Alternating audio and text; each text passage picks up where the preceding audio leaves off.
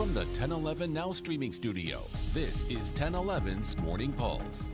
Good morning, I'm Danielle Shenk with your Morning Pulse for Wednesday, May 29th, 2024. The man accused of fatally shooting two men outside a Lincoln strip club is now behind bars, bringing some relief to the victims' families. 32-year-old Christopher Johnson was arrested in Omaha after attempting to run away from authorities. He faces 2 counts of first-degree murder and 2 counts of using a firearm to commit a felony for the shooting at the office on Saturday. While the arrest provides some relief, the families of the victims, Terrell Jones and Carlos Silva, say nothing will ever be the same. It's a lot lifted off us, but it's not going to bring Terrell back. It's not going to bring Carlos back. Carlos was celebrating his 39th birthday on Friday night with Terrell, a lifelong friend.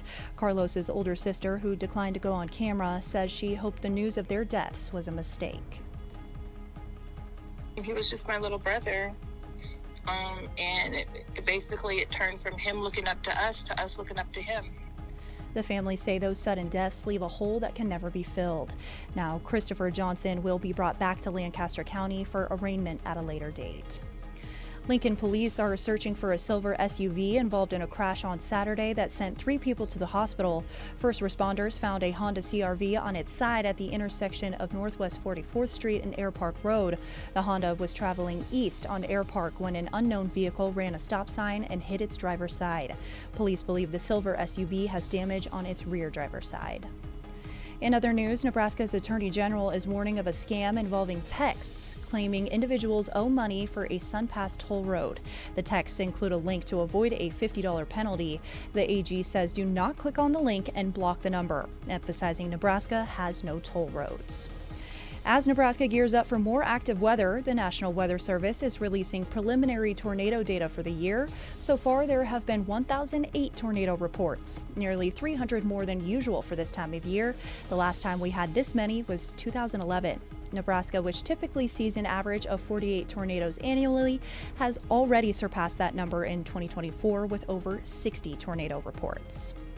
Lastly, many in Lincoln and across Nebraska are die-hard Husker fans, but few match the dedication of Doug Christie.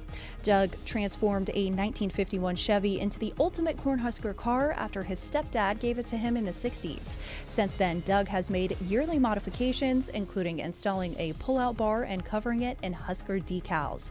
Since the 1980s, they've proudly taken it out every fall. Rounding out your headlines is a check of the 7-day forecast.